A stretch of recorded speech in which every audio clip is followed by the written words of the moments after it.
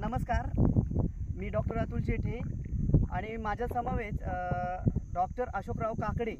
आम्ही आता शेतामध्ये आहोत. ते श्रीयुत दत्तात्रय गायकवाड यांच्या शेतामध्ये आहोत आणि गाव आहे खळबट निमगाव, तालुका वडवणी, जिल्हा बीड, महाराष्ट्र राज्यातनं. या ठिकाणी एक मार्च महिन्याच्या पहिल्या आठवड्यामध्ये 5 मार्चच्या सुमारे दुपारी 2 वाजता एक रेअर म्हणजे अतिशय कमी घडते, क्वचित घडणारी घटना आहे की जी ज्याला आपण उल्कापिंड वर्षाव म्हणतो.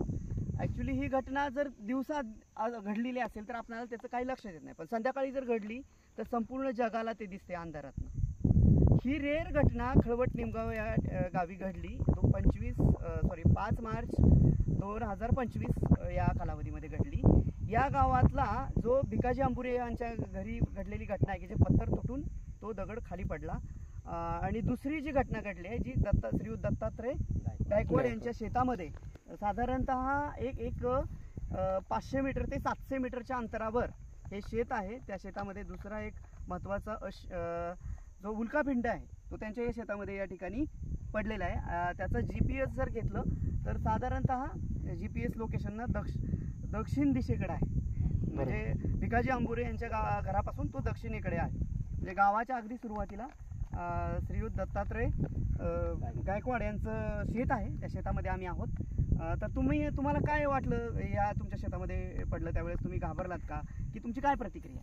आमची प्रतिक्रियामध्ये आम्ही त्या झाडाखाली झोपलेलो होतो. इथं भिल्ल आदिवासीची घरं राहतात ना, हे लेकरं खेळत होते. लेकरं खेळता इथं कबड्डीचा खेळत होते. कबड्डी खेळता एक मुलगा अशी हेलिकॉप्टरसारखं किंवा विमानासारखं असं वरतून गेला, त्याच्यातून ते दगड पडला. अगोदर तिकडं करतात आल्यानंतर तेच लोक इकडं आले पळत इकडं पण पडलाय. मग एक मुलगा बारीक मुलगाने ते दगड घेतला आणि घराकडे पडला. पप्पा काय झालं, पप्पा हे दगड पडला. मग ते दगड गरम होता, अगदी गरम होता आणि दिसायला बारीक होता, पण अगदी 3-3.5 किलोचा असल्यासारखा असं वाटत होता. दिसायला एकदम बारीक पण एकदम घट्ट असायचा, म्हणजे एकदम हार्ड होता तो दगड. मग आम्ही आलो, घे इकडं मला माझ्याकडे दगड. मग ते एक दिवस तिथं ठेवला आम्ही. त्याचं संरक्षण केलं त्या दगडाचं. दुसऱ्या दिवशी नायब तहसीलदार आले, आमचे तहसीलचे लोक आले, पंचायत समिती लोक आले, ग्रामपंचायतीचे लोक आले आणि नायब तहसीलदार येऊन त्यांनी त्यांच्या स्वाधीन केला. पोलीस स्टेशनचे लोक आले आणि त्यांनी नेला तो दगड. परत तो उल्कापिंड जो आहे, जो की रेअर घटना घडते, भविष्यात घडणार नाही किंवा घडू पण शकते.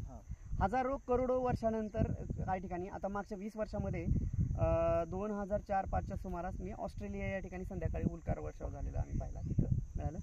पण ही घटना आपली दिवसा घडल्यामुळं आपल्या भारतीयांना कुणाला जास्त लक्षात नाही आली.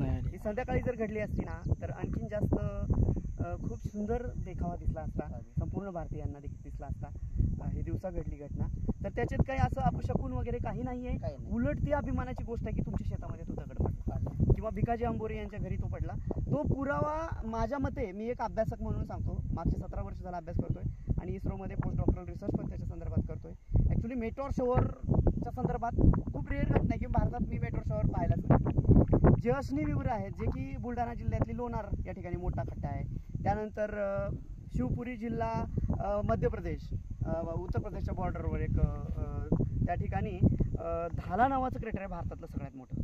दुसरं आहे ते बरान जिल्हा राजस्थान या ठिकाणी. आणि चौथं जे आहे ते भुज जिल्हा आहे गुजरातचा, त्या ठिकाणी लुना म्हणून आहे. तो खूप छोटा आहे, सगळ्यात स्मॉलेस्ट म्हणतात. पण त्याहीपेक्षा आम्ही 2021ला सिंधुदुर्ग, महाराष्ट्रातील सिंधुदुर्ग कातळसड्यावर एक छोटंसं विवर आम्ही हे केलेलं आहे. त्याची बातमी पण प्रसिद्ध झालेली होती. पण मुद्दाम म्हणून श्रीयुत डॉक्टर अशोकराव काकडे यांचं हे सासरवाडी आहे असं आम्हाला लक्षात आलं, म्हणून त्यांना देखील घेऊन आलो. आणि आमच्यावर बरंचसं कामाचं प्रेशर होतं म्हणून आम्हाला येता आलं नाही. हे आमचं दुर्दैव समजावं, कारण का गावातील जे काय पाहुणे आहेत त्यांच्याकडून तो पुरावा दुसऱ्या राज्यात न्यावा यासारखं दुर्दैव महाराष्ट्राला नाही किंवा आमच्यासारख्या ग्रामीण भागातल्या अभ्यासकांना नाही. तर कृपया माझं सजेशन आहे ग्रामस्थांना किंवा श्रीयुत भिकाजी अंबोरेंना की सगळं जे काही मटेरियल आहे, जे नेलेलं आहे, किती जरी पैसे दिले तरी ते तुम्ही ते देऊ नका.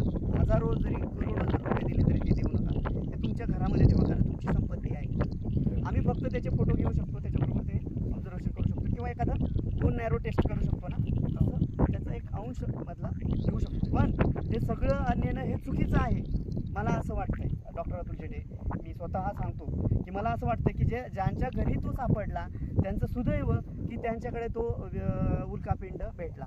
कारण पृथ्वीवर हे रेअर घटना घडते आपल्या पृथ्वीवर. गुरुग्रहावर प्रचंड घटना घडतात, कारण गुरुची गुरुत्व शक्ती पृथ्वीच्या जवळजवळ 5 पट गुरुत्व शक्ती जास्त आहे. त्यानंतर शुक्राची गुरुत्व शक्ती पृथ्वीपेक्षा कमी आहे. चंद्राची गुरुत्व शक्ती पृथ्वीपेक्षा 1/6 कमी आहे. चंद्रावर पण घटना घडतात, पण खूप स्लो घडतात. आता इथं येणारा जो अभ्यासक आहे त्याला काय काय पुरावा भेटला असता त्याच्यातनं, त्याच्यामध्ये कुठले मिनरल्स आहेत जे की पृथ्वीवर नाही आहेत, त्याच्यामध्ये कुठले रेअर घटक आहेत, एलिमेंट्स आहेत की जे पृथ्वीवर नाही आहेत.